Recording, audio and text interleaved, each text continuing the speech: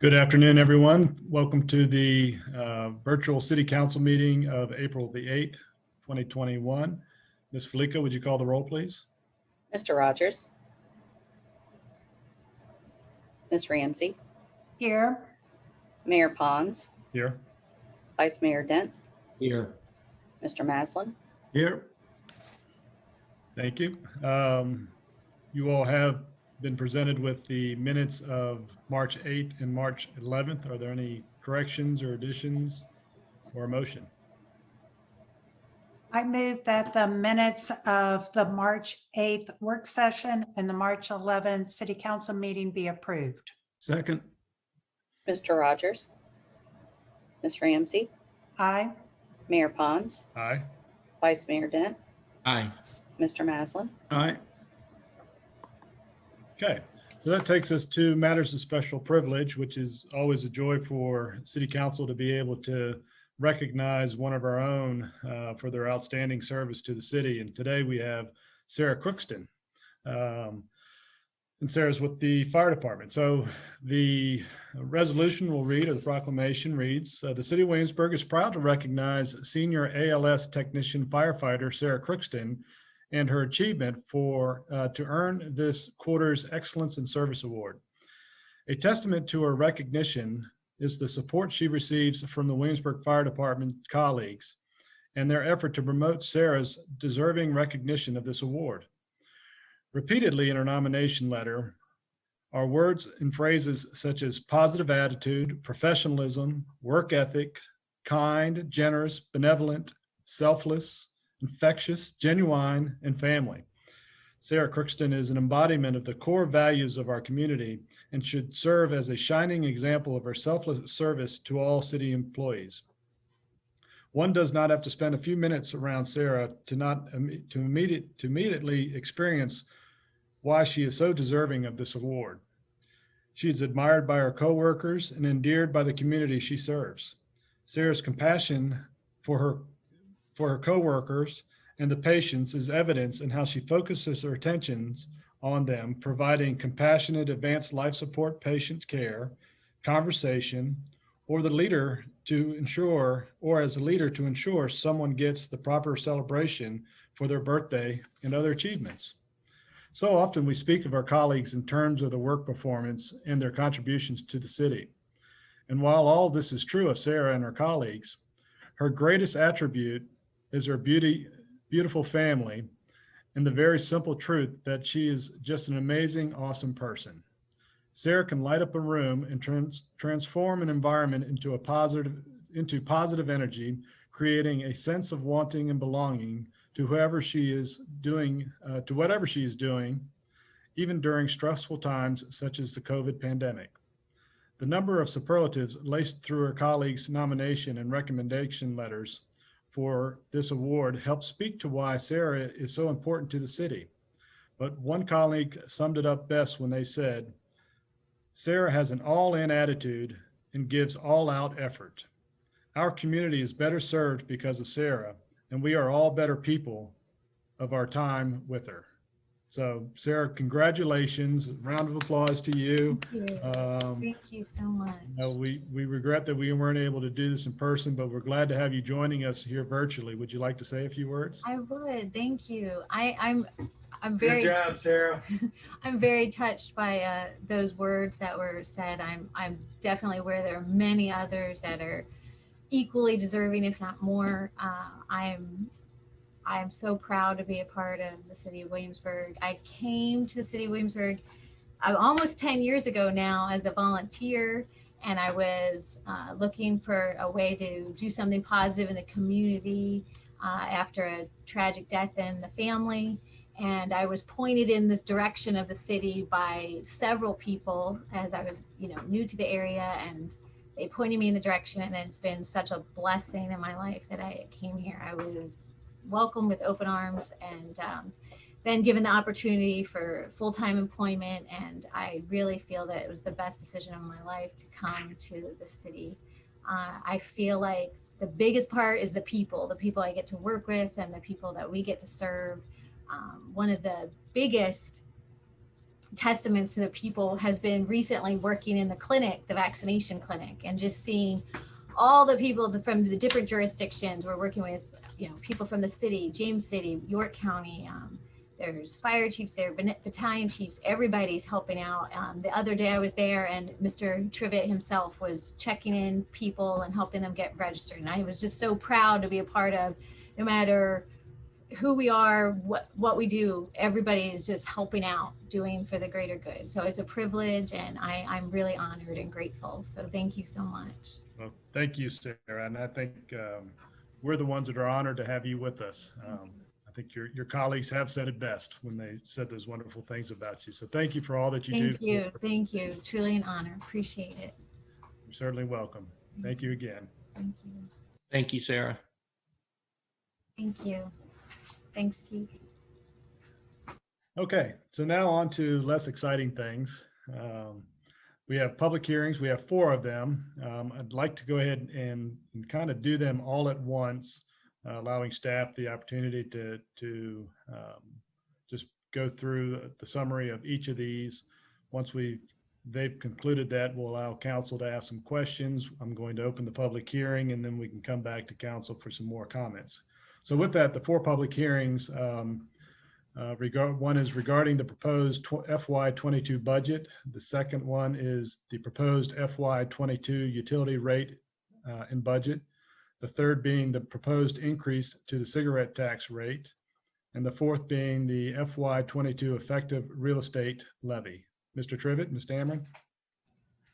Yes, thank you, Mayor. I'll get us started here today. And before I do, I'll apologize in advance. My office is directly underneath the city's gym, and there's somebody up there right now lifting weights. And so you may hear something that sounds like it's coming through the floor. I promise I'm not in danger.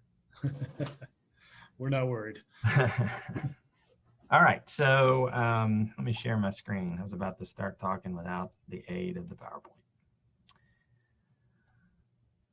Okay, hopefully you guys are seeing the PowerPoint there. Okay, good. So what I wanted to do today, and I worked on this morning, so my classic animations may be a little bit off, but hopefully this will walk us through the budget again from a little bit different perspective. So the first is just, again, sort of orienting you as to where we are on the timeline as it stands right now.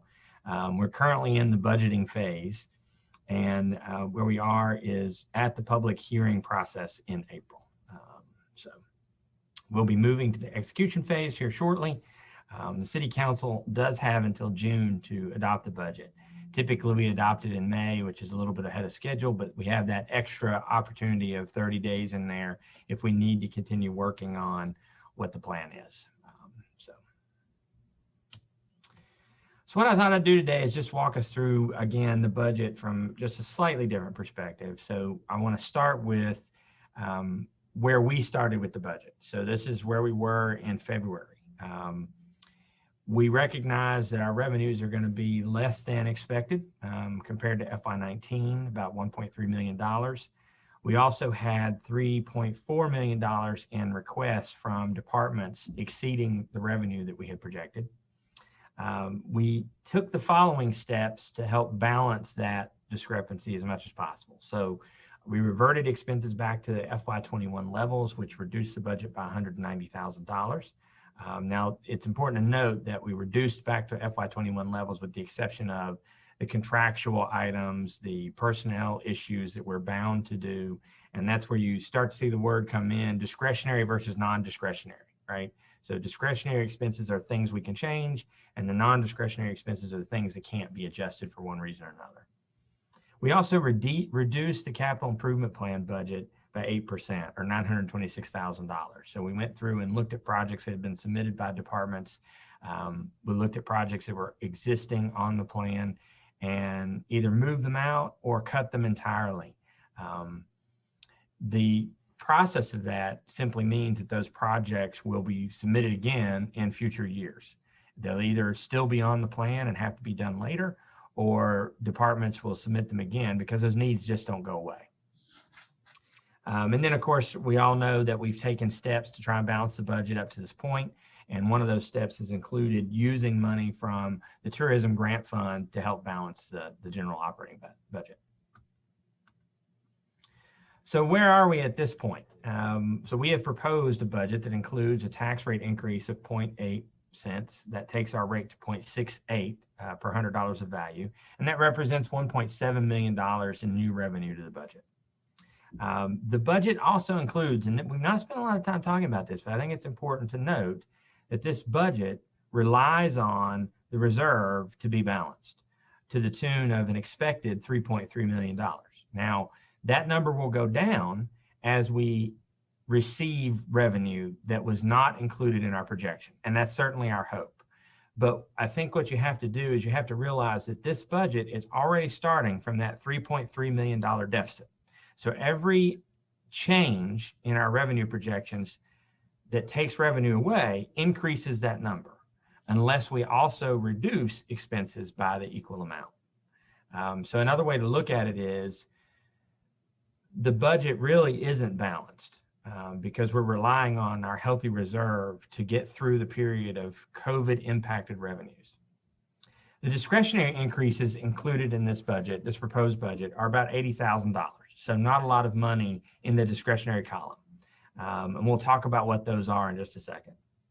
A reduction in the general fund is actually realized from the FY21 adopted budget. So this proposed budget is a decrease of $414,000 from last year, which is a 1% reduction. And the plan also includes transferring from the general fund to the capital improvement fund $1.4 million to satisfy the project need that is still included in next year's operating budget. So at the last meeting, there were several questions asked by the City Council, and we've tried to address those today. One of them was, I think Vice Mayor Dent asked, what if we had a lower tax rate increase? So on this screen, we're showing you what if we did half the tax increase that we proposed. So 4 cents, taking our rate to 64 cents per $100 of value. Well, then the realized revenue is $844 million.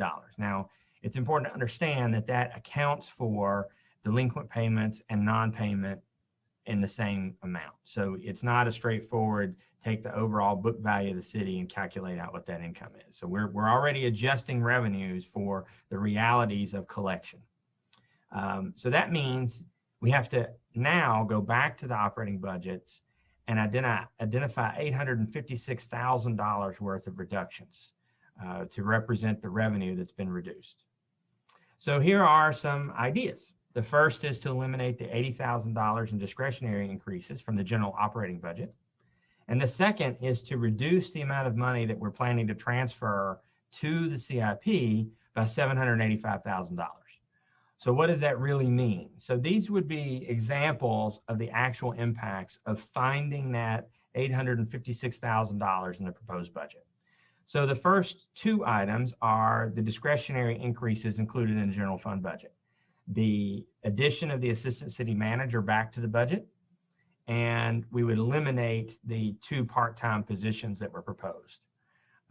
And then for the reductions to the capital improvement plan, we went through and looked at projects that could be removed or reduced. Now I'm going to go through the list just so you understand what they are.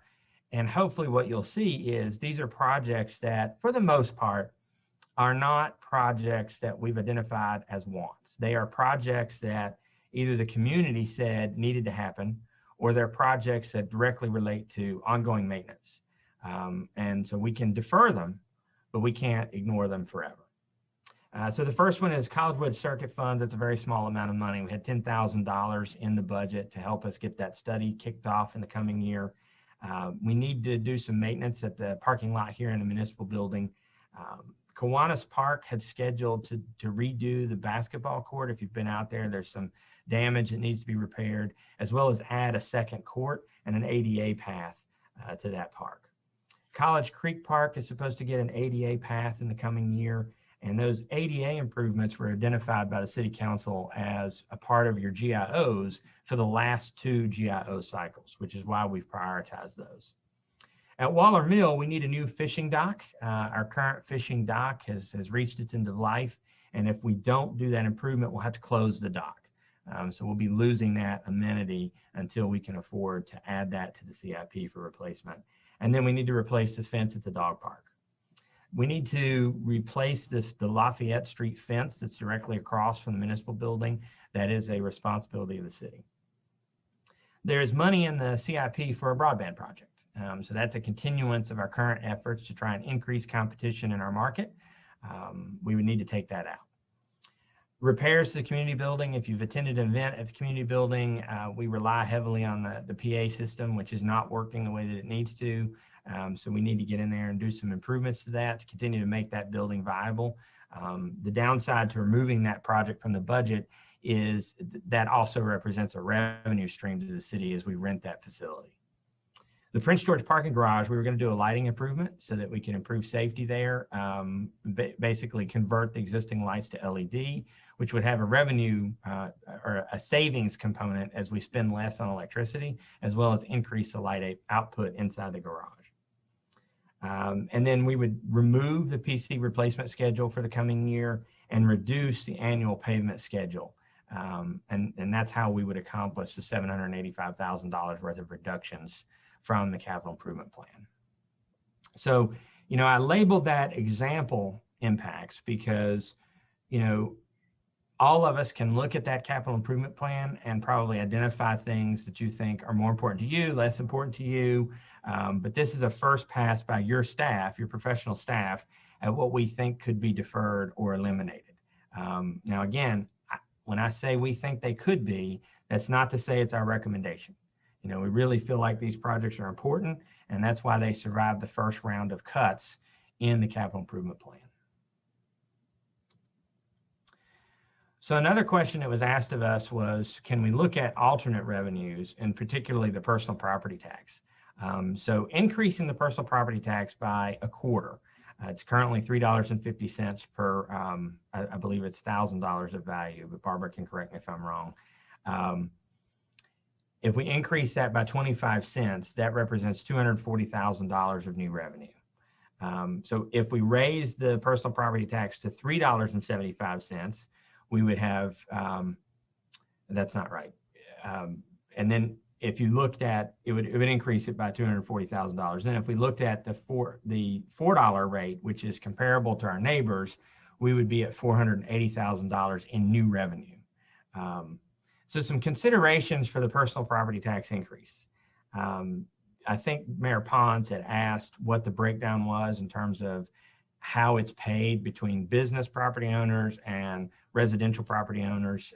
Residential property pretty much just being your car tax. And so the breakdown is there. 43% rests on the businesses and 57% is actually the residential assessment. A couple of other notes. If we were to change the personal property tax rate at this point, we would need to defer adoption of the budget until June because we've not advertised an increase in that tax, and that's required by state statute. So we would advertise it and then have that public hearing in May, and then that would set us up for budget adoption in June. Another note is that the personal property tax revenue fluctuates in value year over year in a way that the real estate tax does not. Obviously, the assets that are taxed by the personal property tax are very fluid. They can move in and out of the city. They also depreciate in value in a way that typically real estate does not. And then adding to the complication of calculating what the revenue would be is the state mandated personal property tax relief program. Essentially, we receive a set amount of money for personal property tax relief. And that's regardless of how much our rate is or how much tax is paid. And so the higher the rate, the less that relief is spread amongst the residents. So one of the last notes there is that there was actually an increase in the assessed value from the National Association of Automobile Dealers by 13% projected for FY22. And so even that will decrease the amount of relief every individual sees in their bill because we don't receive any more or any less from the state, regardless of whether that rate moves up or down.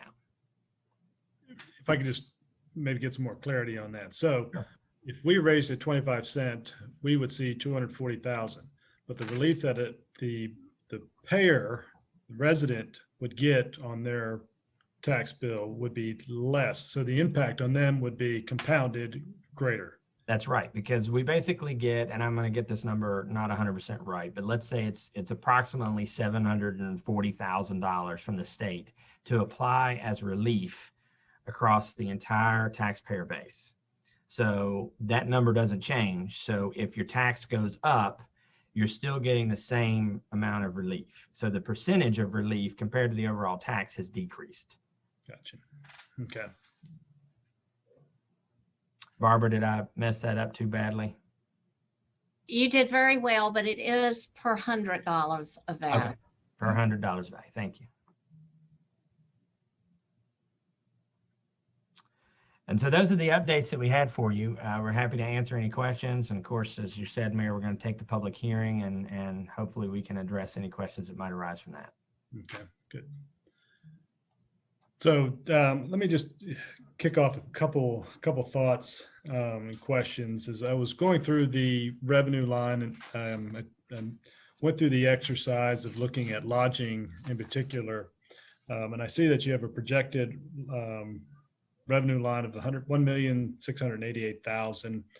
And so putting on my former hotelier hat, I went out and talked to some hoteliers, talked with the Williamsburg Hotel Motel Association to get kind of an anticipation of what they see coming in the future. And so I kind of aggregated those numbers together. And I think what we're going to see, what we'll realize on a conservative end in terms of occupancy in the city will be about 40%. Recognizing in 2019, we were at nearly, for the overall area, about 50%. We'll see an ADR, average daily rate, of about 114. And so when you calculate, I think best I could figure it out, we've got 2,584 hotel rooms at 40% occupancy at $114 average daily rate will give us about $43 million in sales, which would generate to the city $2,150,404. And so I think we can push that number up a little bit to show greater revenue. That's still below our 2019 numbers substantially by over $1 million. Hopefully they'll be greater. What's not reflected in any of these calculations is what I think we're going to see over the next 3 months, finishing up the FY21 budget in terms of increased revenue over what we've anticipated. So we'll see some growth there. And so as those occupancy numbers come in greater than we anticipate, I think we'll also see some meal sales increase. And I see you have budgeted $7 million. So I think if we combine what I believe to be an increase in occupancy, the lodging number, and $200,000 in additional meal sales, I'd like to see us increase that revenue line total by $662,404. To me, that's still conservative, but I think it shows greater revenue. So I'll kind of leave that out for any conversations or questions from my other council members. Ms. Dameron, I wanted to also just get or Mr. Trivette, some of your reactions in terms of your projection in retail sales numbers, and then the professional line, which I guess is the B-poll tax. You have one at 698 and the other at 300,000. What's the science? What's your thinking on that? Okay, well, first of all, we started doing this before we received this year's sales in. So altogether, all of those categories add up to right at 1.7 million. 1.7 million. And right now today, I have, as of today, 1.6 million collected. So I would say that, knowing what I know now, that we could look at bumping that up to 1.8 or 1.850,000. But again, at the time we were doing this, my thought process was looking back to where we were in 20 and knowing that we had a complete shutdown. But that shutdown happened in March, and we were collecting in 20 on the previous year. So we had about 2.2 million. You know, I was basing some growth in there on what I thought we'd have without having the benefit of knowing how this year's numbers were going to come in. Sure. Mhm. Yeah, and that's certainly the case. And so when I see the line professional under local taxes, that is B-poll tax. Is that correct? That's correct. And I presume that you've had some conversations with the Commissioner of Revenue to kind of drill that down. And do we still feel like that's the best number, the 300,000, or can that be? Well, yes, I think when she and I talked, we talked in terms of collective through all classes. So what I'm saying is I think collectively we could probably increase that about 150,000 safely. And we'd have to work together to get that. But yes, I see what you're saying. We may want to look at that in terms of how we categorize those. Okay. Mhm. So, and just looking at those numbers there that we've just talked about and identified that there may be some movement for pushing those numbers higher, I think we'll be able to realize that some of the need to raise other taxes may be minimized to a degree. And I say all that because I also recognize the structural imbalance, the trend that we're on in terms of supporting our capital improvement plan. And thank you, Mr. Trivette, for going through your PowerPoint there. There may be some items that we can cut, but I'll be very honest with you. Except for one email this afternoon, and anybody who's objected to a tax increase, no one has been able to identify what it is that they want to cut. And when I've had conversations with people relative to the potential tax increase and offered the question to them is, what do you want to see cut? Very few people had any real suggestions. And I think that's really not because they don't know, because we as residents appreciate what we're getting from the city in terms of service and quality of life. But in order to maintain that quality of life, we've got to have revenue to support our capital improvement plan. So, while we've identified some additional revenues, I think there's still need to increase property tax. What I'd like to see us do moving forward, and certainly I look forward to hearing from my other members of councils, is let's continue to tweak these numbers to see where we may end up. And to Mr. Trivette's timeline scenario, what I would propose is rather than looking to May as the date for approval of this budget, would like to push back to June purposefully today to allow for additional conversations in May, but also we'll be meeting in person. And I think that might provide additional opportunity for our residents to come forward who who may not be able to log on using the technology. So with that, I'll turn to Vice Mayor Dent. Do you have any questions? Thanks, Mayor. Yeah, and to your last point first, I agree. I think it's not only gives us the opportunity as council to have more conversations with the city manager and Ms. Dameron, but and maybe tweak those numbers, but I think it's extremely important because we're meeting virtually. I've had several people tell me that they find that they really don't even attempt to call into the meeting because they find it a challenge. So I think meeting in person in May and allowing that opportunity for citizens to come forward, I think it's an important part of the process. And likewise, I think pushing that decision back to June gives us all more time to continue studying the budget. Mr. Trivette or Ms. Dameron, whichever one, with respect to the numbers that the mayor spoke of, him and I've had some conversation about, we thought there was some additional revenue there. Depending on depending on what you read, some economists are saying there's going to be this huge boom as we come out of the pandemic. So what are your thoughts? I mean, obviously you haven't had experience with a pandemic, but how do you make those projections? Do you see that as something that's sustainable, or it's going to be something that's going to end rather quickly? I can answer first, Barbara, and then let you take it. Barbara and I were talking about this morning. We've not seen a lot of economists projecting a sustainable boom. Pretty much all of the data that we have says that we can count on stronger revenues in FY23, but FY22 is still going to be under par and fluctuate heavily. So I think my answer to your question is that while we may see a higher than expected revenue at the onset of lifted regulation on outside functions and events and restaurants, I don't think it'll be sustained.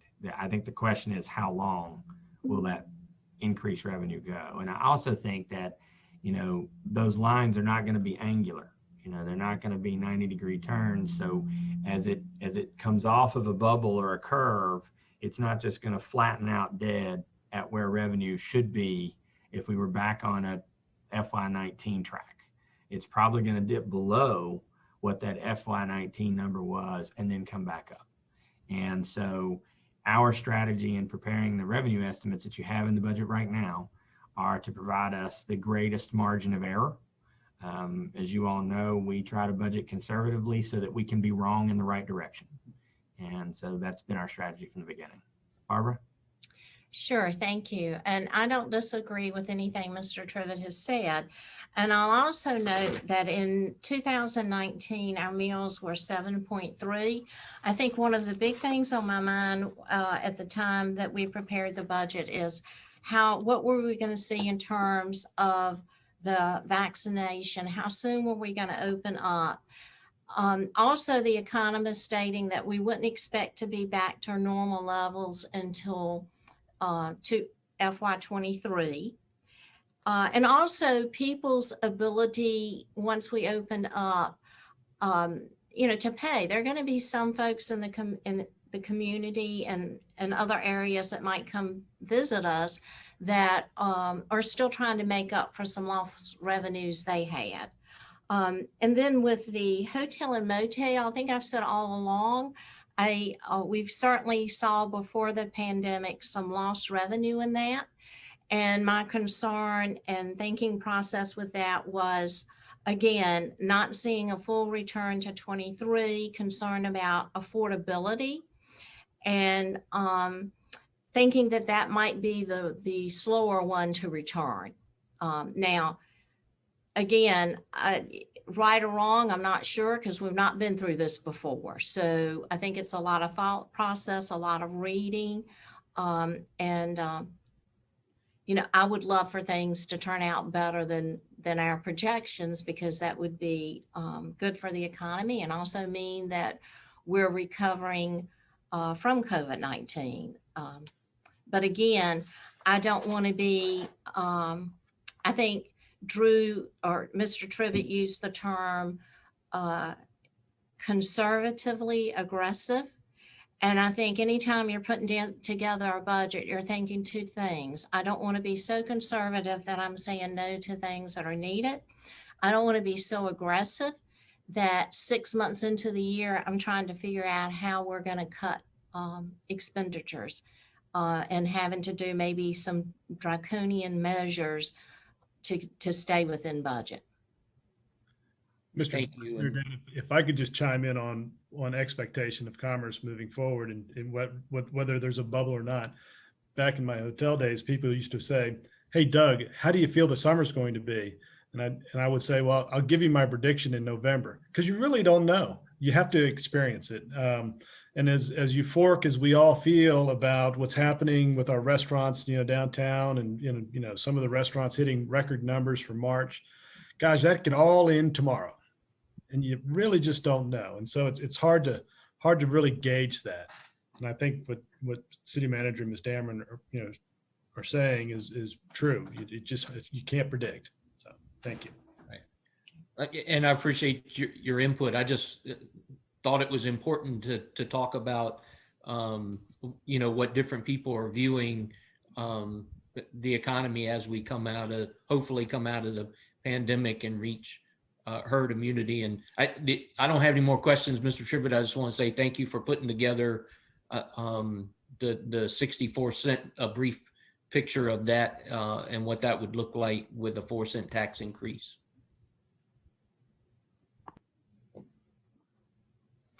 Mr. Maslin? I think Ted might be frozen. Or he's asleep. So we'll move on to Ms. Ramsey. So I don't have a whole lot to add. I do appreciate the mayor's position on the hope and the potential for greater revenue. And if I remember correctly from our discussion on Monday, it was said that if we do find that numbers are greatly better than what had been forecast in November, which would be after the summer, then we would have the opportunity to roll back the projected real estate tax increase before the tax bills went out in December. So that's one consideration if revenues do turn out to be stronger than projected. I will say, in thinking about a real estate tax as opposed to a personal property tax, for the majority of homeowners, I think the real estate tax is included in the mortgage. And so any increase gets spread out over a 12-year period. And it still hurts a little bit, but not as bad as getting one bill for the majority of homeowners. And so I think that my preference would be there as opposed to a personal property tax, particularly in light of the additional information that Mr. Trivette shared with us on how the personal property tax increases, decreases, and all of that. So those were the only couple things I wanted to comment on. Thank you. Doug, I'm back. Welcome. The screen froze there. So maybe reiterating, I support having an in-person meeting so we don't have these technical issues for the next one. But a couple questions coming into this meeting. I had on my notes that I thought we needed to spend more time reviewing the CIP plan for next year, and I'm glad that Drew has started to give some more evaluation of that. So next year, the CIP plan calls for $7.9 million. Of that $7.9 million, $1.4 million is taxpayer revenue that's being transferred from the general fund. So to put that in perspective, we're basically saying that of the proposed 8 cents increased in the real estate tax rate, 7 of that would be going to fund the CIP, everything else being equal. Drew, do you agree with that? The calculation? I think that's pretty close to what we showed at the last budget hearing where we had you may remember the slide with the piggy bank. That's sort of how we had it divided. Okay, so for every $200,000, this is more of an academic exercise. For every $200,000, we can either reduce the CIP cost for next year or find revenue in that amount. We can reduce the proposed tax increase by 1 cent, the real estate tax increase by 1 cent. So one of the things that I think we need to do especially when we're looking at the CIP plan for a 5-year plan, we need to take into consideration the market value of all the land that we're sitting on as part of our economic development land banking. And I would submit over 5 years, I know we keep hearing why we're not selling anything because the market's not right, but I would think over 5 years, we can actually put a plan together and say when we are going to sell land. And then even if we're not selling the land next year, there's value in that land and we can monetize that land and actually contribute to the CIP. So I think that would be one area for maybe the next meeting if we could look at that. The other area I wanted to question about was staffing. So this year, so we've got a budget authorized of 217.5 FTE. And we know that 15 of those positions are vacant right now. If we take away the public safety positions, 10 non-public safety or human services positions are vacant. What does this budget propose in terms of adding how many FTE to the 217.5, Drew? 2.5. 2.5. Okay. So that would get us up to 220. So as we know, during the past year, we've been forced to come up with alternate ways of doing business. Face-to-face contact has been reduced. We've seen, which is a good thing, we've seen the number and value of e-government transactions have grown significantly. So the question is, how can we take advantage of what we have learned during the pandemic to streamline our operations while still maintaining a high service level? And if we were to establish a head count cap on the organization, would that require more creative management? Not saying which positions need to stay, but saying, hey, the organization can't grow beyond a certain cap. You know, come up with some creative thinking that how do we get the work done using the existing positions or the existing number of positions and the existing staff. Drew, any comments on that? The only comment I would have, Councilman, is that there are probably a lot of department heads right now that are very concerned because the level of work that we're being asked to do is already exceeding capacity in most departments. You've heard me say before that the former city manager, he believed, I'm talking about Mr. Tuttle, he believed in an operating capacity of every employee being at 110%.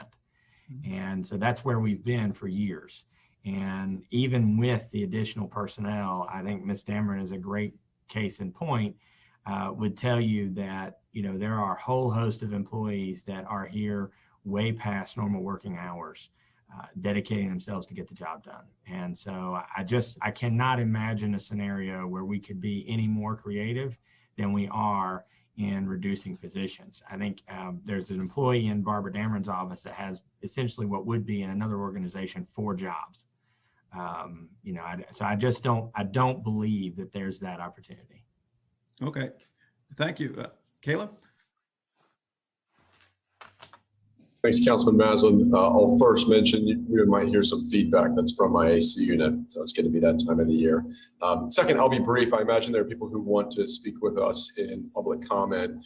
Drew, as I looked at the slide you provided in what would have been cut should we halve the assessed tax increase to 4 cents, a lot of those made sense to me, that they are mission critical improvements. They're coming into ADA compliance. They're making sure that we're still providing Waller Mill as an asset for people to go and enjoy and fish in. Are there some that could be, if they were pushed back a year, still afforded 1 year from now? Or would it be too aggressive and less conservative to say, let's hold on, and I'm just picking a few here, the lighting of the Prince George Street Garage, shrinking the scope of some of the repavement that we may be doing to maybe turn the 13% raise into an 11% being 7 cents. Do you think that's viable, or are we, as the point was made earlier, you know, better off saying 8 cents now with the hopes that revenues would be more sustained after the increased demand post-COVID? And what do you think? Yeah, I mean, I think that's a great question. So just a couple of things. Number one is, you know, when you're adjusting the budget like this, it's very easy to forget how far you've come. And so what I would say is that as we consider further reductions of the proposed budget, remember how many reductions have already been made. So from the CIP alone, if we did reduce the tax rate by half, or the proposed tax rate by half, down to 4 cents, what you're really proposing is reducing the CIP budget by almost $2 million, very close to that number. And many of those are projects that are going to return in future years, right? I mean, next year when we sit down and do our budget development with the department heads, those projects that were eliminated from the budget are going to be proposed again to be added. But the urgency will be greater. The same thing happens when you delay, maintenance issues like paving. The citizens are going to notice. We have roads that, the potholes get bigger, they get more frequent, and the more we constrain paving, the harder it becomes on the department to catch up. And I think that's one of the things that we've tried to do with this budget is position the city to exit the pandemic stronger than we entered it, and have revenue to recover. As we talk about reducing revenue through their tax reduction, what you're really talking about doing is balancing the budget, but only balancing the budget, right? There's no forward thought into recovery for future years. As I've said before, the real secret behind our recommendation for the 8-cent tax increase is the 5th year of the CIP plan, and making sure that at the bottom of that CIP, there's no negative numbers, so that we have the money to accomplish those priorities that will, of course, shift, grow, decrease over the next 5-year period. So that's sort of our take on it. And so what I would say, I guess, just to summarize that long, lengthy answer, if we reduce the revenue by half that's proposed by a tax rate increase, we're definitely looking at sort of a second tier, more important level of projects in the CIP to be removed. I guess, I mean, if you're asking me what my recommendation is, I strongly recommend we move ahead with the budget as proposed. I think that puts us on the strongest footing. And, I think Ms. Ramsey sort of summarized the approaches that have been described. You can either move ahead with the budget we proposed and anticipate and hope for a reduction in the rate when the revenues prove themselves, or we can adopt a lower rate and increase the rate if the revenues don't prove themselves. I think those are two strategies. It's just a difference in approach. Right. Okay. And even looking at some of the items that you had listed, I was more hard pressed to pull what could be maybe pushed back a year, with so many being priorities, or, like you said, needs rather than wants. My final point would be, I think the idea to push until June is a great one. I'm hopeful that we'll hear from people in a moment, but I had technical difficulties getting into the meeting. It's obviously harder to comment in a virtual format. So that'll allow us a little bit more time to bring in the community to the conversation. Obviously, there was a lot of outreach done, and that's to the credit to city staff in sending letters to property owners here in the city, to homeowners here in the city. But I think it is easier to traditionally welcome people into an in-person meeting. So holding until June works for me as well. If there are no other questions, I'd like to open the public hearing. It's my gavel. Mr. Barham, do we have any callers online or speakers? No, sir, we do not. And I would point out that we tested this multiple times prior to and during the meeting, and had no difficulties calling in and entering the meeting ID to get in there. So you may have seen on the attendees tab, go up to 1 or 2 and then drop back down. That was me testing. So there are no issues from our end, but there are no one in here waiting to speak. Okay. Well, and I think all of us on council would welcome the opportunity to push to June, so that we can ensure that people aren't being limited because of technical difficulties in their ability to come speak before council. So we will do that. Okay, so I will close the public hearing, come back to council for any other comments or questions. I will go back. I didn't address personal property tax, and Mr. Trivette, thank you for going through that exercise at looking at what that personal property tax would mean. I can go, and part of the two reasons why I wanted to look at personal property tax. One was to share the burden of the demand for increased revenue to even those that aren't real estate owners. And in that, I recognize that personal property tax is more regressive on those folks who can least afford it.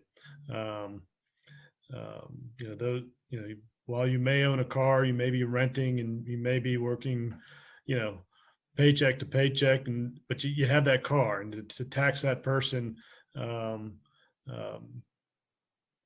today, in light of everything that we're going through in the pandemic, may not be a good idea, or likely not a good idea. The other reason I brought it up is, I know that your budget, Mr. Manager, does not include an increase in wages for our staff.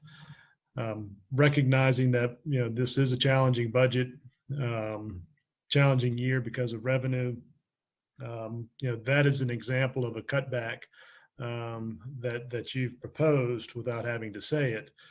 My concern is, I don't want to get upside down on our employees as we have been for many years before we did the pay in class study.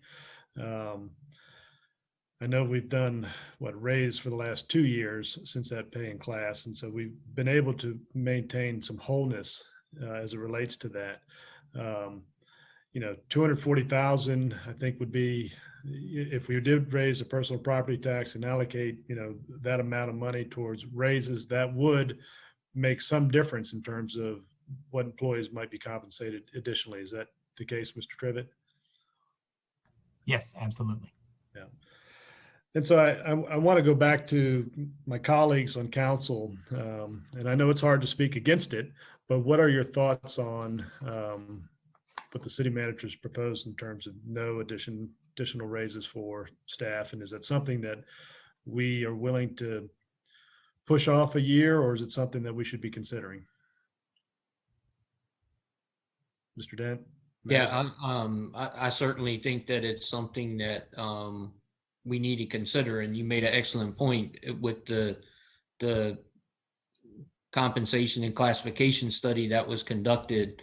There was quite a bit of money that was utilized to get salaries up to a comparable with the same job in other localities. So to fall behind and then have that to happen again in a couple of years down the road, I'm not sure a couple of years down the road we would have the funding to make the adjustments that we made the last time. So I certainly would support finding a way to compensate our employees for their work. I agree with that. And part of our process now is the city manager has given us his proposed budget. It's now up to city council to come up with our budget. It's up to us to look at what are our priorities. And so I certainly think that is one of the priorities. I think we also need to give direction to staff right now is, do we want to have the public hearing on personal property tax and do the research and have that part of the discussion going forward or not? Because they really need to know at this meeting, right? That's right. Barb? Sorry, I thought you were waiting on something for personal property. I agree about keeping up with payment for our employees. I guess I was thinking that we had talked about the opportunity of doing that through potential parking fees. And I know I say potential, but from the discussions that we've had, I felt that that was a pretty promising potential, which would allow us to stay with the budget, make the wage increases for the city employees without increasing the personal property tax. And I understand what's being said about, real estate tax not impacting everyone. However, I would think that landlords who own large apartment complexes that are seeing their real estate tax bill increase dramatically are going to pass that fee or increase onto their tenants as much as they can by increased rents. I don't see them shouldering the increased payment all without making some adjustment in and the income they receive from their renters. So it would likely get passed on, at least to a regard in a percentage to renters, as well as increasing the personal property tax if we decided to do that as well. So. Mr. Rogers, any thoughts? Yeah, thanks for bringing up the point, Doug. It's a good one. I'm glad we're discussing it. To me, similar to what Councilwoman Ramsey just said, I feel as if it has been addressed, as I took the comments and the discussion for Monday to mean the number one priority from the conservative budget we had now, knowing that the conservative budget should mean that revenues come in higher, for especially some of the things like parking, which are not currently in the budget and are zeroed out. The number one priority is those staff raises. To make sure that we are comparable to some of our comparative localities. So I think it's already a priority within the budget. If you're asking for particular verbiage that could maybe solidify that, I'm not sure what that would look like, but that's an idea. To Councilman Maslin's point on it being maybe on council to signify if there's an interest in looking into the personal property tax, the idea of spreading out some of the impact is a good one, Mayor Pons, and I'm glad that we had the exercise of staff looking into it. For me, I have been dissuaded from that exercise for a few reasons. One being, as the point was made earlier, there's an equity concern, and that those who maybe under the levy of the personal property tax raise would both see their taxes go up, but then may also see some of that relief from the state go down. And to Councilwoman Ramsey's point, it still may be passed on to more people than just some of the homeowners of property owners here in the city, should we raise, as was recommended right now, if there are landlords who pass on the increase to some of their tenants. So it would not be a recommendation of mine to look into the property tax increase. The personal property tax increase. Correct.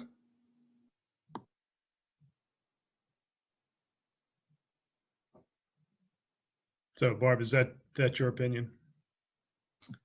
Yes. Okay. And Mr. Maslin, Mr. Dent, do you feel that it's important to go ahead and let staff know that we want to advertise that to continue the conversation, or is it just something we should maybe set aside? I agree with the points that have been made to set it aside, and not only, even when it was first mentioned, my initial reaction was, even though no tax is popular, personal property has been one that has been least popular since its inception. So I think that would even be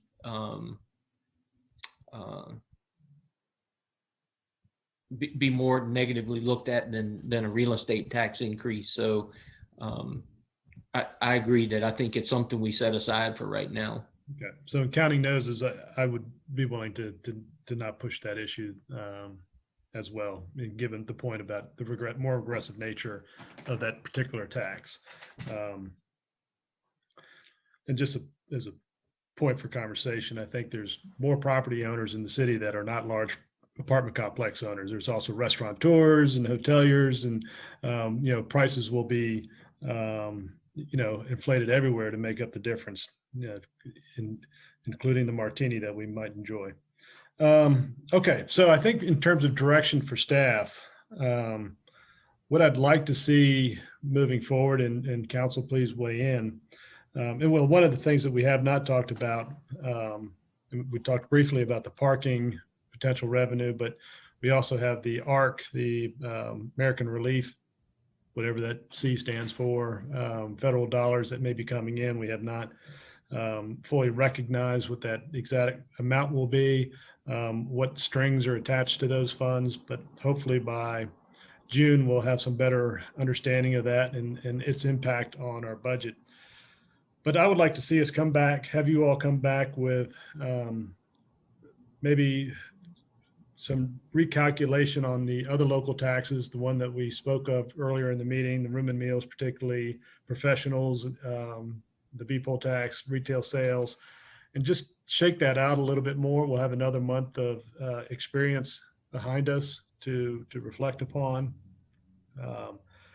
And then see how that additional revenue affects the calculus in terms of the need for personal property tax. And maybe 4 cents is not enough to support the CIP. As the city manager has pointed out, this is not, while this budget is a single year snapshot, the CIP is a 5-year lookout, and the proposed tax increase is designed to support that CIP into the future years. And I think that's an important element of what we're talking about. We can find some additional revenues to cut the real estate tax this year, but I think moving forward, we're going to have to see real estate tax be higher. And does that paint a good picture for you, Mr. Trivette, to work on? Absolutely. Thank you for some good conversation. We will do that exactly, Mayor. We'll go back and look at those revenues again and come back to you with some what we think we can support in terms of additional numbers in room and meals, and also look at that professional line and continue to talk to the commissioner about what her expectations might be. Ms. Ramsey's right. Between now and May, we hope to have a parking plan that I can comfortably relate to you and demonstrate revenue there. So what we will do is still consider the first priority being the employee wages. I think what you said, Mayor, is 100% right. We don't want to lose ground if at all possible, and we certainly want to reward the employees for the outstanding work that they do.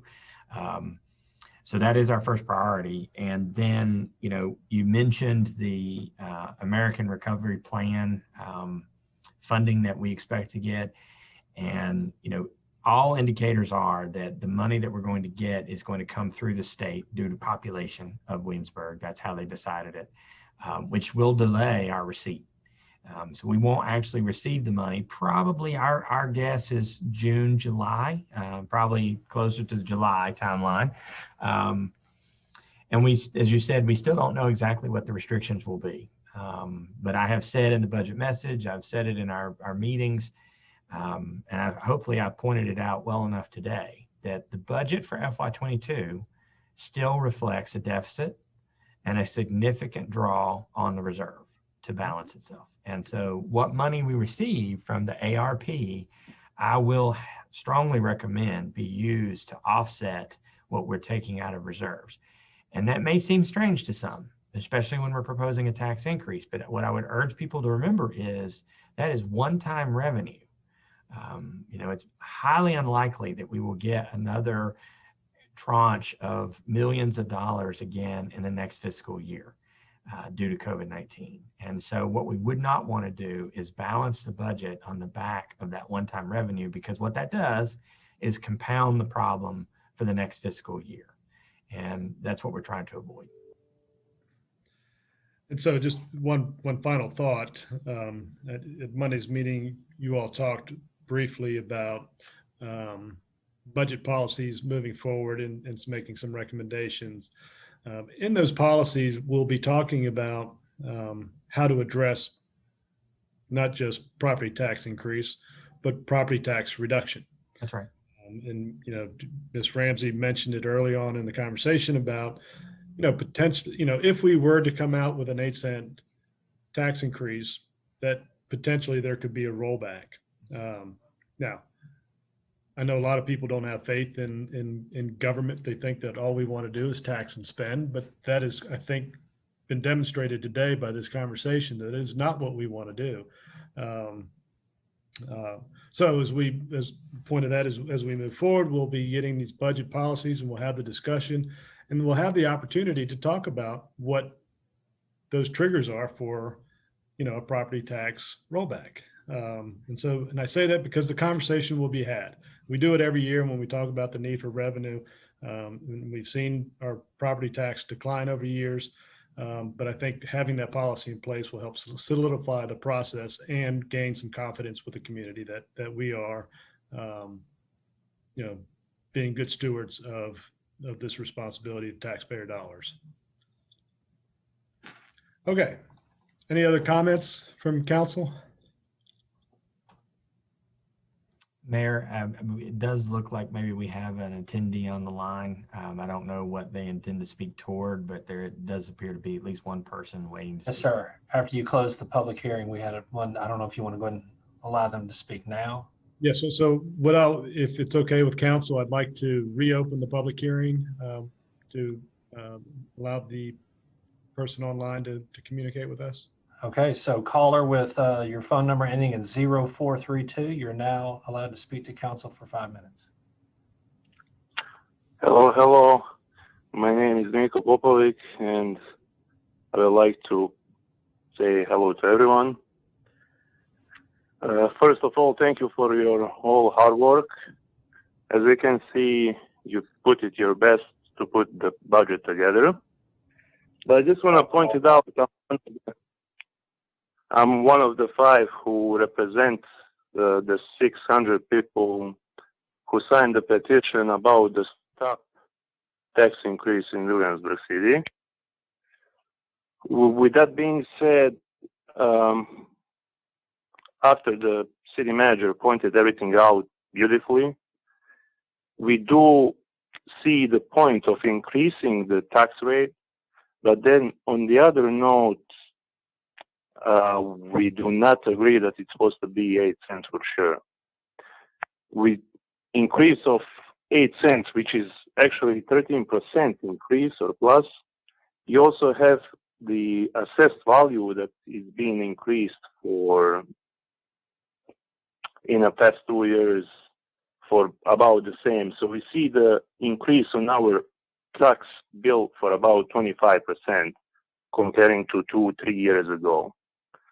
So taking that in consideration, I think it's just too much of an increase at the moment, especially with people losing the jobs, losing their own home budgets. And I think everyone is pretty much aware of the petition. It's being sent out to all of you. So if you just take a closer look, you can see what other people have to say.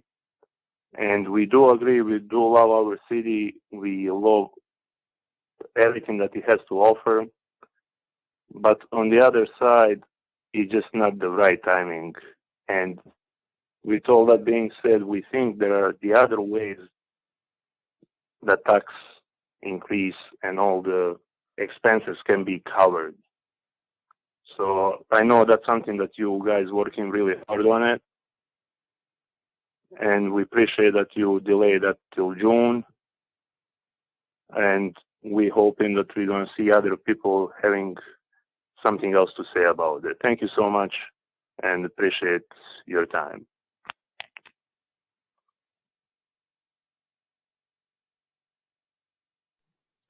Thank you for calling in. We appreciate you making the effort, and we're glad that we were able to get you through.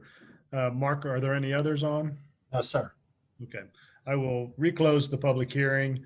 If there's no other comments from council, I will move on to agenda item number 6, reports, and we have monthly financial statement. Yes, thank you, Mayor. So we've submitted the financial statement. We spent a good portion of our time talking about the budget. If you would like, we can move right on into the next topic, or I'm sure Ms. Dameron is prepared to review the budget statement, or the financial statement. Any objection to moving on, or is there any questions for Ms. Dameron? I will just say it was good to see that meal sales for the month of February came in, much further ahead than the previous February, which was, as you know, the beginning of the pandemic. But it looks like it was within about 12% of 2019. So that's promising news. And so that's why I said earlier, the next 4 months of actual numbers appearing here, I think we'll see some greater growth. Okay, so moving on then to the COVID-19 March FY21 report. Do you want to talk about that, or? Yeah, I think it's probably a good idea for Ms. Dameron just to talk to us about where we are in terms of tracking toward that overall deficit. Ms. Dameron?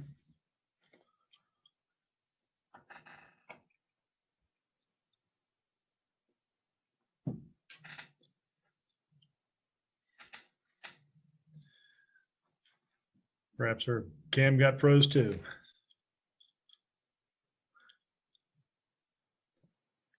Barbara, you're on mute.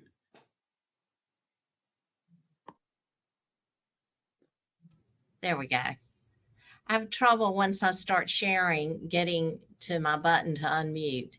Can you hear me now? Yes, ma'am. All right, great. So you can see our real estate is 566,000 ahead of our worst case projection. Hey, Barbara, we're not seeing your screen. Oh, thank you for letting me know. Let me.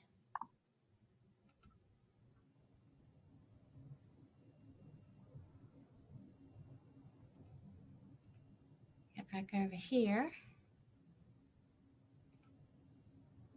All right, is that better? Yes, ma'am. All right, unmute it and got my screen up. Sorry about that, my apologies. Real estate exceeded our projection for this point in time by $566,000. We're actually 2.2% ahead of where we were last year this time. And we're at 56% of budget. Last year at this time, we were at 52% of budget. And then personal property, we're 1.3 million ahead of our worst case projection. That's 64% ahead of the budget. Then lodging continues to be under our projection by 538,000. That's 64% less than budgeted. Meals is 142,000 ahead of budget, and it's about or ahead of the projection. It's about 60% of budget. Last year this time we were at 67% of budget. Our business, professional, and occupational license is coming in at 310,000 ahead of our projection, and about 114% of budget, or $185,000 ahead. Sales tax for education is $477,000 ahead of our projection. And that was lowered in conjunction with James City County because we try to match with their budgeting. So thankfully we are doing better with that for the schools. I am showing CARES revenue at the extent that we have offsetting expenditures at this point in time. So that's $2.3 million. And then our other revenues are exceeding our projection by $264,000. So in total, our revenues are ahead of our projection by $4.8 million. Our total expenditures are in line. They're about $28,000 less than what we had projected at this point in time. And that means that we're 4.8 million ahead of our projection. Bear in mind, though, that our budget had a $7 million deficit budgeted. We're 4.4 ahead, so we're still a little over $2 million at this point in time looking at a draw. I will also note that you can see where we projected a net deficit of 7 million, and right now we're at 9.5. And that's because I depend on some of our reserves to pay the bills in between tax collections. So we don't end the year at 35% and stay there all year long. Our hope is to be back up by the time we hit the second real estate and our B poll to the 35%, but during the year I'm drawing on that. And just a couple of mentions about some of our other funds. Our capital improvement fund, our sales tax is $597,000 less than last year this time, or about 19% less. Our interest income is $452,000 less than last year at this time, or 86%. In the tourism fund, the $2 lodging tax is $330,000 less than it was last year at this time, or about 50% of what we saw at this point in time last year. And then the historic sales tax is $341,000 less, or about 23% reduction. And in our utility fund, we continue to see our water service charges coming under budget by about $558,000. That's about 20% less than last year. We're seeing a decrease in consumption of about 13.4%. I think of the decrease we're seeing in revenue, about 473,000 or 17% due to the reduced consumption, and about 85,000 or 3% due to delinquent bills. And then in the sewer service, is that revenue is $123,000 less than last year this time, about a 10% reduction. And we're seeing about a 5.8% reduction due to consumption, or $71,000 of that 123, and about 52,000 as a result of delinquent accounts, and that's about 4.2%. And then we have other revenue that's exceeding budget by about 77,000. And the largest part of that, or about 122,000, is due to some payments that resulted from the Crossroad lease agreement that was canceled. All in all, expenditures are at about 52% of budget in the utility fund compared to 51% last year. We budgeted to draw from reserves and utilities by about 227,000. And right now, at the end of March, we've drawn about 64,000. And that concludes my remarks. I'll be glad to entertain any questions. Are there any questions? Mr. Maslin? Yes, sir. Yeah, question for Barbara and maybe the mayor. You know, we're seeing good news at some of the hotels in terms of the parking lots filling up. What's the lag in terms of them seeing good news versus us seeing it reported in financials like this? It's about a 1 month. So what we're picking up in terms of our lodging is coming in the month following the activity. So about a month's delay with that. Okay, thanks. Any other questions? Okay, hearing none, we'll move on to unfinished business. I don't think we have any no, I'm sorry. Skip right over B, C, and D, monthly departmental operating reports. I know that it's been presented. Are there any questions for staff reflecting those reports? Any city manager report, Mr. Trivette? No, sir. Thank you, Mayor. City attorney, Ms. Shelton? No, not today. Okay. Now we get to unfinished business, which I don't believe there is any of. So that'll take us to item 8 on the agenda, new business. And we have first the presentation from the Hampton Roads Workforce Council about the merger of the 2 existing regional workforce development boards and the execution of the 7th Amendment Charter Agreement of the Hampton Roads Workforce Council. Mr. Avery, welcome. Or Sean Avery. Yep. Yes, thank you for having me here today, Mayor, members of City Council, City Manager.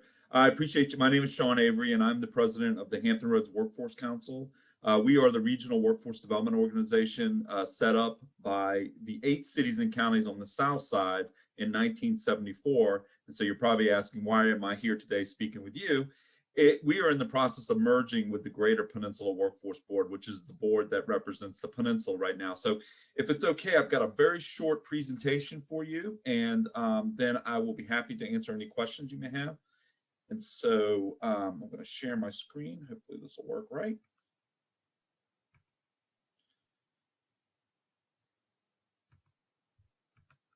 Can you see my presentation? Yes, sir. Great. So again, we're the Regional Workforce Development Organization. I just want to give you an update on where we are with the merger process. So last spring, right before COVID, I'm happy to say that Williamsburg, and I appreciate that, agreed to that we move forward with this process, and we were able to get all 15 localities to support our redesignation into one single workforce area. So again, I represent the 8 cities and counties on the south side, And the Greater Peninsula Workforce Board represents the 7 localities on the peninsula, including Williamsburg, James City County, over to Gloucester. And so we've both been together for about 50 years, but as we start to see more and more regional collaboration go on, it became very obvious that to meet the needs of the business community and the citizens we represent, we really need to come together as one organization to really show the region how we can work together, how we can help the citizens that we represent, how we can help the business community find the talent that they need to be successful, and do this as one organization and really support the whole region we represent. So I'm happy to say all 15 localities came together supporting that redesignation request to go to become one workforce area. Our 2 boards also voted unanimously to support that redesignation, and one of your members, Mr. Maslin, is on our board of directors and helped vote that in. We took that request to the state workforce board, which is the equivalent of us at the state level, and they also approved that request in September of 2020. And then finally, the governor, who is the ultimate say in the work that we do, officially designated the new Hampton Roads Workforce Development Area in November of 2020. So we've been spending the last 6 months or so really starting to bring together the organizations, the staffing. We currently have 40 staff members on the south side. There's about 20 on the peninsula. And so we've been bringing those together, working very closely with our boards of directors and our elected officials. And one of the last pieces that we need to do is the charter expansion. So the Hampton Roads Workforce Council, we are a special purpose local political subdivision set up by the localities on the south side. And so the charter that you have in front of you today is to expand that charter to incorporate the 7 peninsula localities. I'm happy to say as of today, 13 of the 15 have approved it. You will be number 14. And then James City County is going to approve it at the end of July. And that will be the final step in the process. This charter will allow us to bring together the staffs, will allow us to actually, as a staff organization, be able to provide the services that we offer. And finally, the merger is expected to be completed by June 30th of 2021. And we're very happy that that is very much on target right now. We have 2 more board meetings, and then the new board of directors will be put into place. And again, Mr. Maslin, we look forward to having him continue on that board. We've already gone through a strategic planning process where we've set up a new mission and vision for the organization. And so we're very much on our way to representing the region. We're working very closely with your economic development departments in this effort, including the Greater Williamsburg Partnership. And so very happy to say that this is moving forward. In addition, come July 1, we will also be opening one of our new centers in Williamsburg, our Virginia Career Work Center at the historic Triangle campus of Thomas Nelson Community College. So while we're pulling together this organization, we're still doing the work of the people and setting up new programs and new efforts. And so that's just to give you a little overview. I'm happy to take any questions about the charter or any questions about the organization. And I'm sure Mr. Maslin can also weigh in here on the great work that we're doing for the region. So thank you again for having me today. Well, thank you, Mr. Avery, for being here. I guess just quick observation in the form of a question. There's greater synergy and greater efficiencies to be had as a result of bringing these 2 organizations together. Can you kind of maybe talk a little bit about that? Yes, one of the charges that our boards made was that they didn't want any staff to be eliminated in this process. This was really kind of a merger of equals. But the good thing is that there's, as I mentioned, there will be about 60 staff members. Of those, 8 are within a year to 2 years of retiring. And so as those retirements happen, we will be doing attrition and we'll be able to reorganization. And so there will be some savings when it comes to those activities. The one part that I will say is that even over the last few years, we've taken on some of the responsibilities of the Peninsula organization. And so there's been cost eliminations over the last couple of years already. But again, there will be some additional efficiencies. And as well, we are the fundraising arm for the organization. So we have a foundation, a 501c3. We've been aggressively going out there and getting additional funds to help support the organization. And so all that is being taken into account. And again, over the next couple of years, there will be elimination of positions that are no longer needed within the organization. Good. So if you don't mind, Mr. Vice Mayor, I'd like to just jump over to Mr. Maslin since he serves on that board. If you had any comments or thoughts you wanted to share with us relative. Sure. I know Wendy's on vacation, but just want to recognize Wendy Evans is our staff representative. She's had a lot of work helping to set up the Career Work Center that we'll be launching at Thomas Nelson. But Sean, thanks for coming in. Can you talk a little bit about the advantage we have in terms of a larger organization speaking with one voice to, major employers both coming in and existing, as well as, we both are working with major educational institutions and how that'll help us. Yeah, that's a great point, and thank you for pointing out. We really appreciate Wendy helping us in a lot of efforts. With this merger being completed, the Hampton Roads Workforce Council, which will be the name of the new organization, will represent 25% of the workforce funds that come into the state of Virginia. So that gives us a very large voice when it comes to workforce development for the Commonwealth. And it also gives us a voice when we're in economic development efforts. As I'm sure council knows, and I'm sure Mr. Trivette knows, when an economic development prospect is looking at a region, they normally are looking at multiple locations within that region. And so we're able to talk with one voice about the talent that's in the region. People sometimes don't work in the same locality where they live. And so we're able to talk about the whole of our talent assets within the region.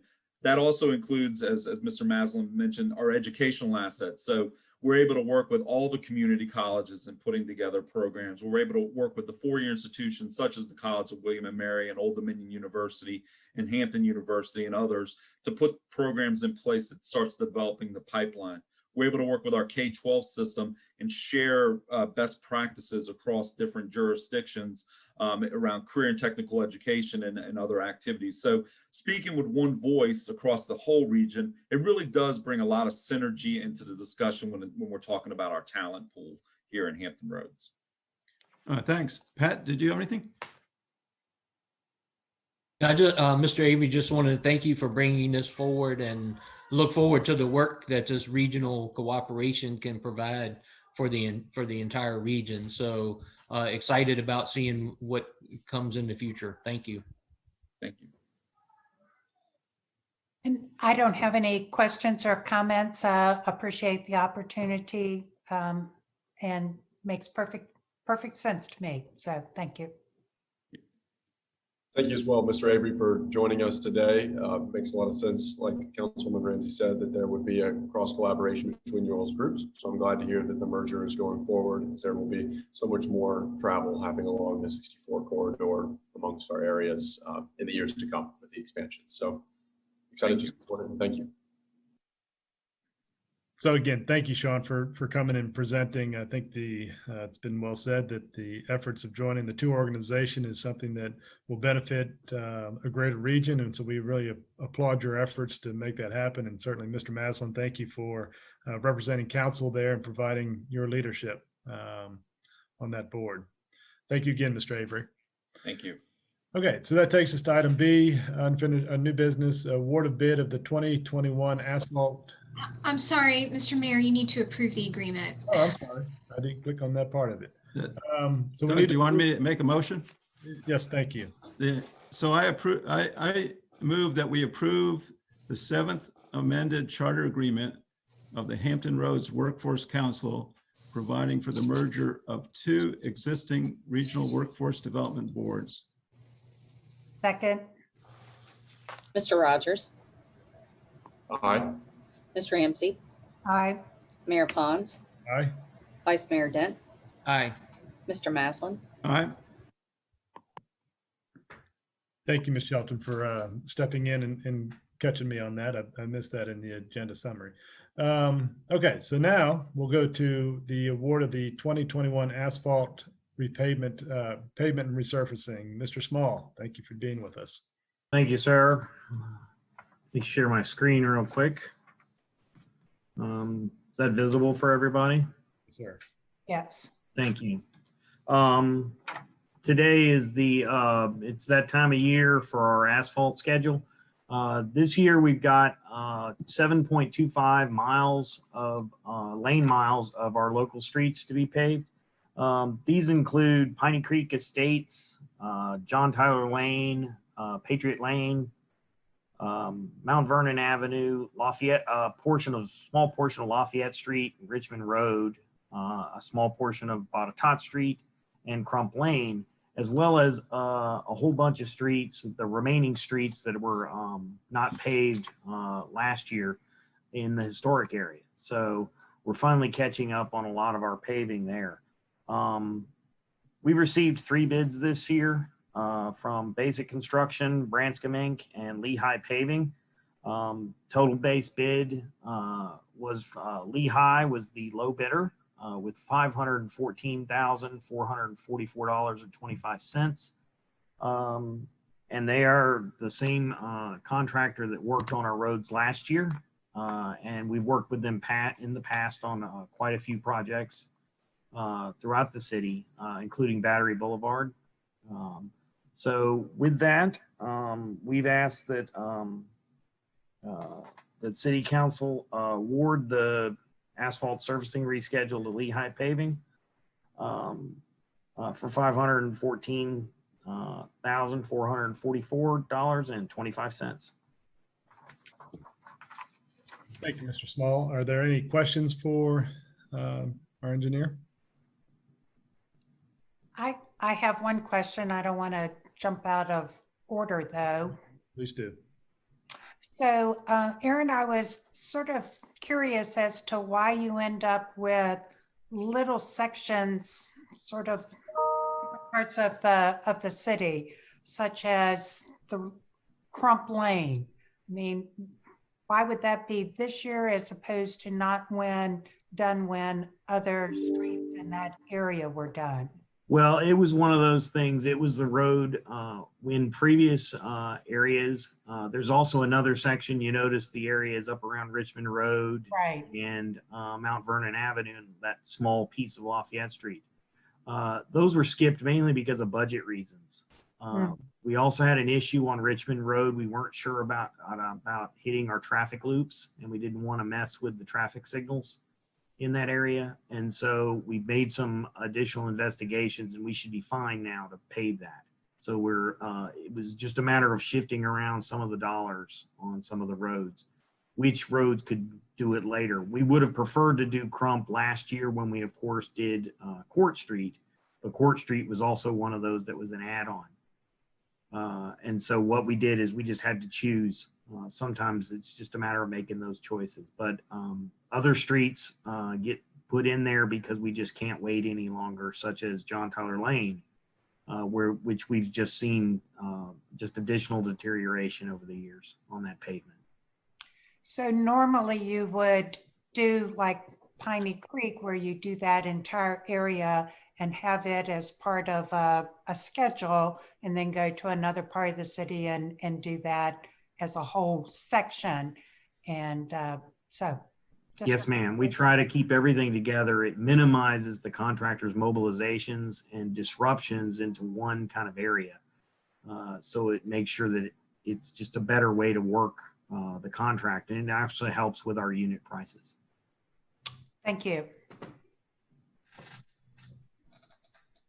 Are there any other questions? Aaron, hey, 2 questions.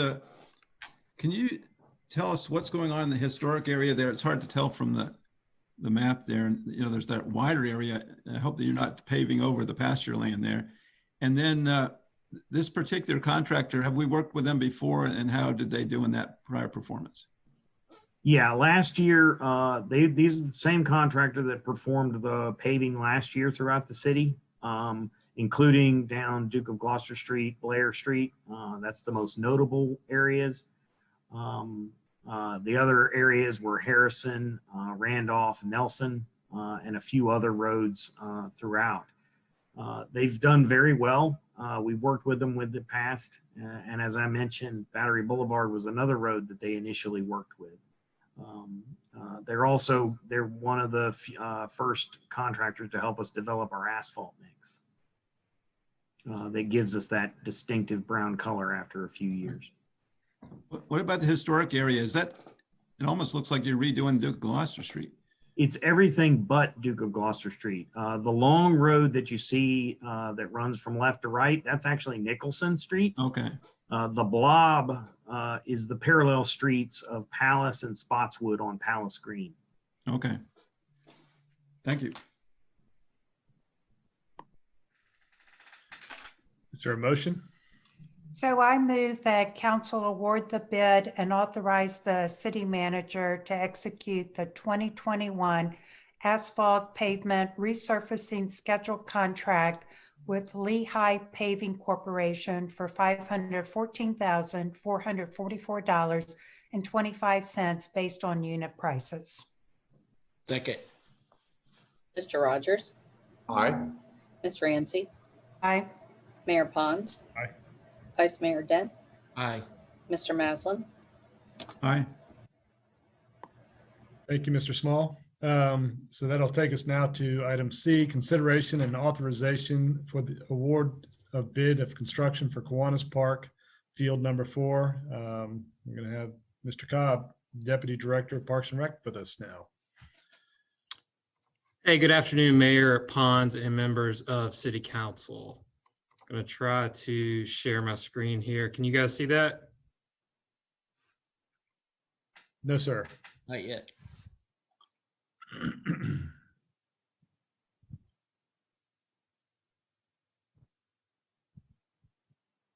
How about now?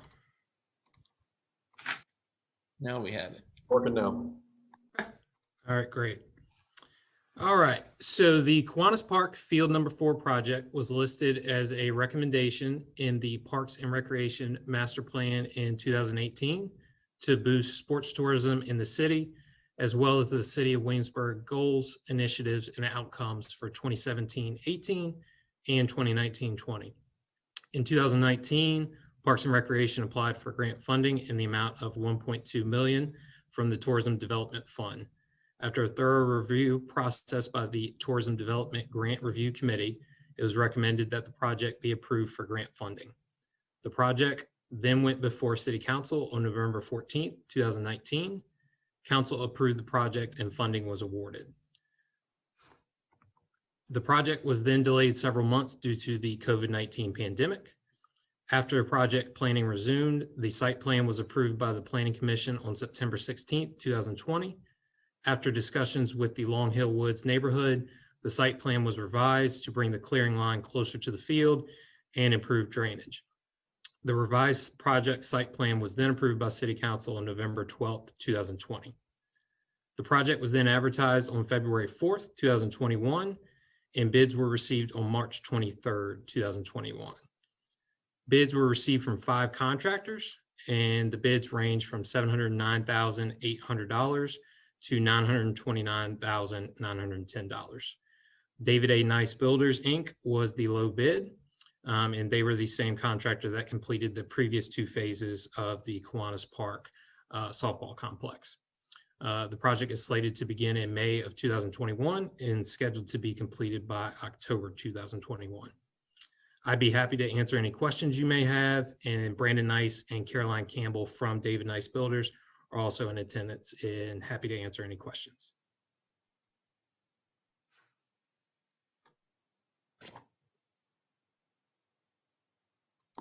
Let's see. Well, thank you, Mr. Cobb. I appreciate the presentation. As you mentioned, this is a opportunity that's been in our CIP for some number of years, and we were able to fund it through our Tourism Development Fund, which is a unique fund that's a result of the portion of the Historic Triangle tourism tax that come to us. So a little bit different source of funding there.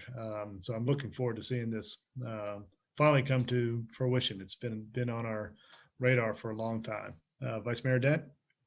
Yeah, thanks, Tyler. Just one, as you showed the aerial view there, I was just wondering, will the construction of the new field have any impact with the adjacent fields during the construction time? Sure. So the main impact that will be felt, we'll still have our league play. We'll still be able to host tournaments. Currently, that field 4 area serves as our warm-up area for our tournaments. And so we'll be adding that 200-foot fence on field 3 that is currently at 250 foot.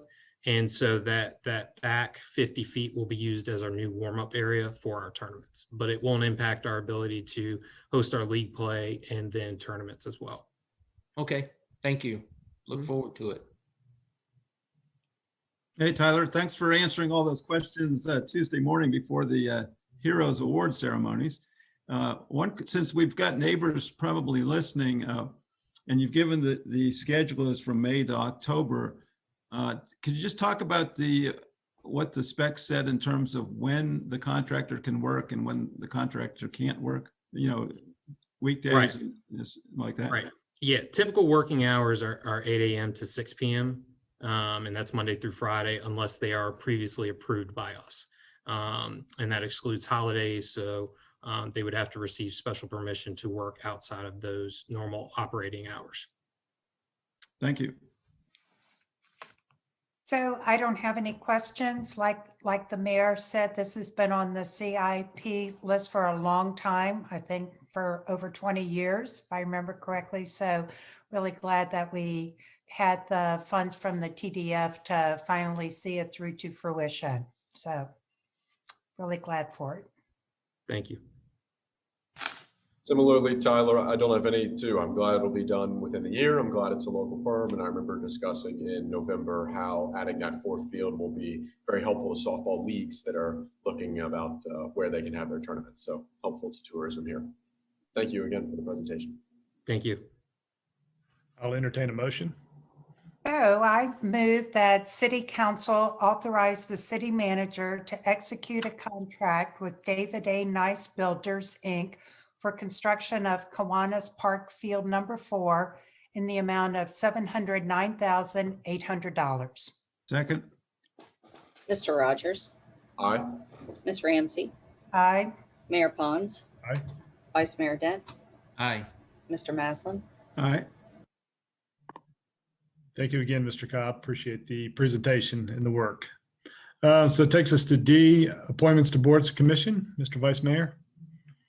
Yes, so we have 2 appointments. I move to appoint Melinda Marriott and Michael Sidlowski to the Social Services Advisory Board to fill the vacancy left by Reginald Davis and the unexpired term of Thomas Liu, with a term expiring June 30th, 2024. Second. Mr. Rogers, Aye. Ms. Ramsey, Aye. Mayor Pons, Aye. Vice Mayor Dent, Aye. Mr. Maslin. Aye. Okay, that takes us to open forum portion of the meeting. Mr. Barham, do we have any callers? No, sir, we do not. Okay. I believe we have one item for closed session, Mr. Vice Mayor. We do. I move to go into closed session pursuant to section 2.2-3711 of the Code of Virginia for the purpose of discussing one legal matter per subparagraph 7 for the purpose of consultation with legal counsel and briefings by staff members, consultants, or attorneys pertaining to actual or probable litigation concerning a trespass. Second. Mr. Rogers, Aye. Ms. Ramsey, Aye. Mayor Pons, Aye. Vice Mayor Dent, Aye. Mr. Maslin. Aye. Okay, we will adjourn briefly and reconvene in closed session. I believe we all have the link to that in our calendars, and then we'll come back to this meeting when that concludes to wrap up the meeting.